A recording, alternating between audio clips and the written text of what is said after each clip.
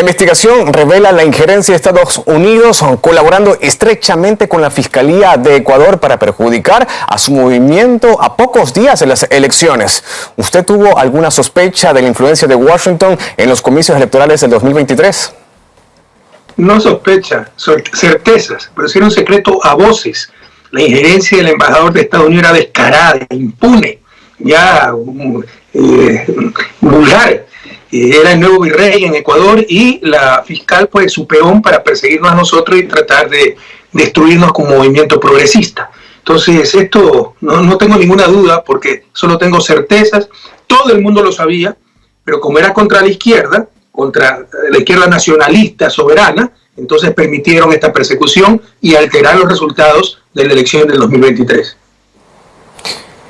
En el reportaje se menciona cómo desde Estados Unidos se fraguó la estrategia para implicar el movimiento Revolución Ciudadana en el crimen del ex candidato Fernando Villavicencio. ¿Cuál es su postura frente a esta intromisión extranjera por parte de Estados Unidos? Pero ¿cuál va a ser la postura? De indignación, pero esto es solo una parte de la historia que ha sufrido Ecuador en los últimos años y que ha destrozado al país. Empezaron persiguiéndome a mí para inhabilitarme políticamente, quitarme derechos políticos, condenarme a 8 años de prisión por un caso forjado, para evitar que yo regrese al país, que sea candidato.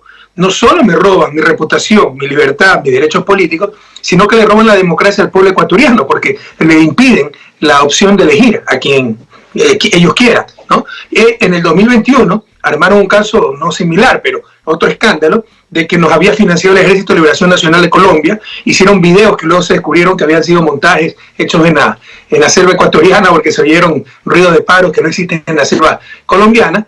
Pero la fiscal fue hasta Colombia a reunirse con el fiscal colombiano. El fiscal colombiano vino para hacer el show y eso nos perjudicó en las elecciones del 2021. Hay elecciones anticipadas en el 2023 y vamos a ganar en una sola vuelta, porque pese a 8 años de persecución brutal, seguimos siendo de lejos la principal fuerza política del país. Y 9 días antes de la elección asesinan a un candidato acérrimo enemigo nuestro, porque era informante de Estados Unidos y era un tipo corrupto, todo el mundo lo sabe, ¿no? Cobraba por lo que decía, cobraba por lo que callaba, pero ahora se conoce también que era informante de Estados Unidos y nos culpa a nosotros, la Fiscalía.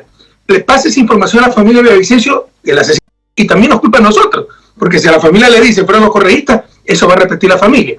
Hoy se sabe que todo fue mentira, fue una jugarreta de la fiscal Diana Salazar con el embajador de Estados Unidos para alterar el resultado de las elecciones, como efectivamente pasó.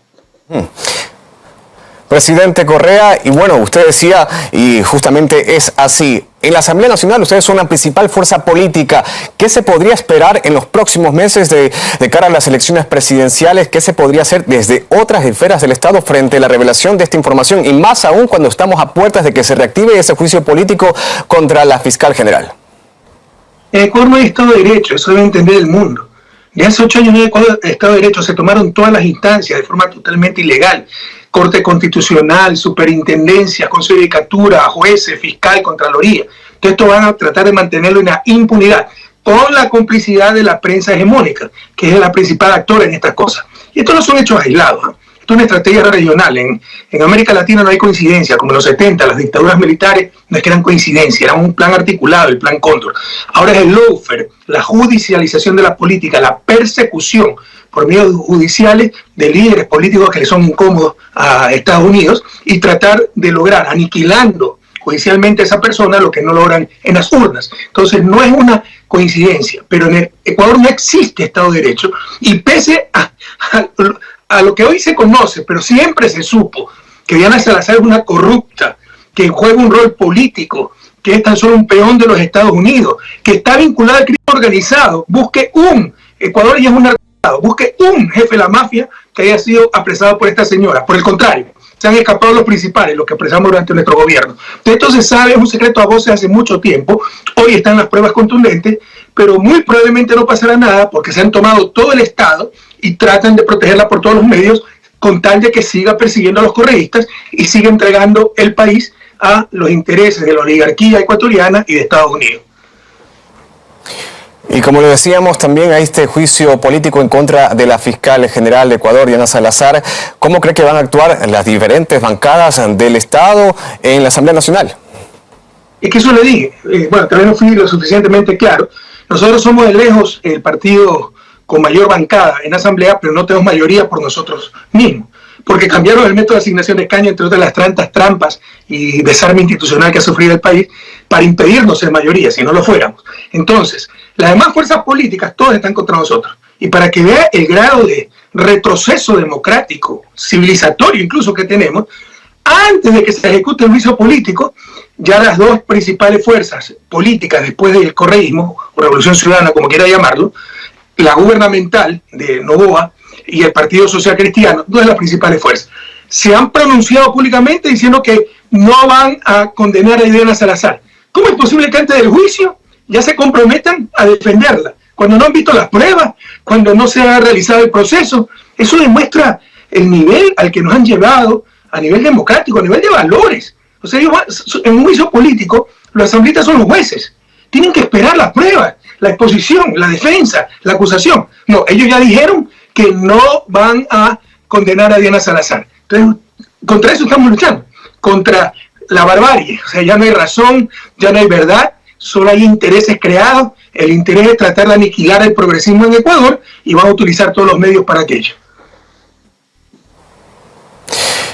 En los últimos días hemos hablado continuamente sobre la situación crítica de Ecuador en el tema social, también de la seguridad, que está viviendo momentos críticos. Se han visto muchísimos asesinatos en los últimos días, a pesar de que hay un estado de excepción, de que las Fuerzas Armadas están en las calles resguardando supuestamente a la población. Bueno, estamos a cara de las elecciones. ¿En qué se deberían enfocar los próximos mandantes en que podrían llegar a Carondelet? Mira, hay varias formas de corrupción. Corrupción no es solo recibir dinero para hacer algo, dejar de hacer algo cuando usted es funcionario público. Corrupción es aspirar a un puesto para el cual no está capacitado. Corrupción es utilizar el poder político para fines privados, no para el bien común. La única legitimidad del poder político es el bien común. Y siempre nos hablan los liberales del equilibrio de poderes, no Congreso, Ejecutivo. Si nosotros ganamos el Congreso, la mayoría, y teníamos el Ejecutivo, era dictadura. La principal división de poderes que debe existir es la división entre poder público y poder privado. Hoy en Ecuador está tomado el Estado por el poder privado, no creen en el Estado, lo han desarmado, lo tienen solo para sus negocios y son incompetentes además.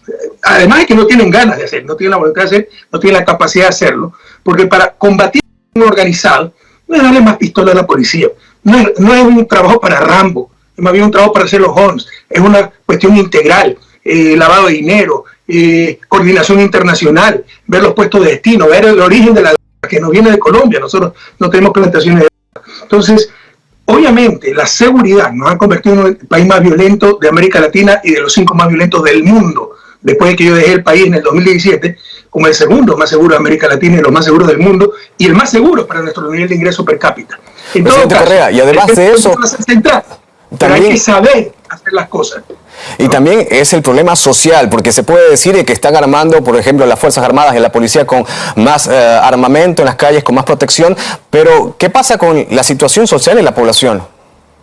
Pero ni siquiera eso va a servir, pues si no hay una estrategia, si no se corta de raíz las cosas, ¿no? Si no tiene toda la inteligencia para descubrir la estructura. Capturan a un jefe mafioso que no lo han capturado y hay 10 más que lo van a reemplazar. Entonces se requiere toda la estructura, se requiere trabajo de inteligencia, como le decía, coordinación internacional, y eso brilla por su ausencia. Y por supuesto, se requiere desarrollo humano, ese fue siempre nuestro principio. Seguridad, no basada en pistolas más grandes para policía, más represión. Seguridad basada en desarrollo humano, educación, salud, oportunidades para todos y todas. Eso ya no existe en Ecuador. Entonces hay un caldo de cultivo, ¿no? Hay un ambiente muy propicio para que estas mafias incluso tengan apoyo popular, porque los jóvenes que no pueden estudiar ni trabajar encuentran una alternativa de ingreso y de poder incluso en estos grupos mafiosos.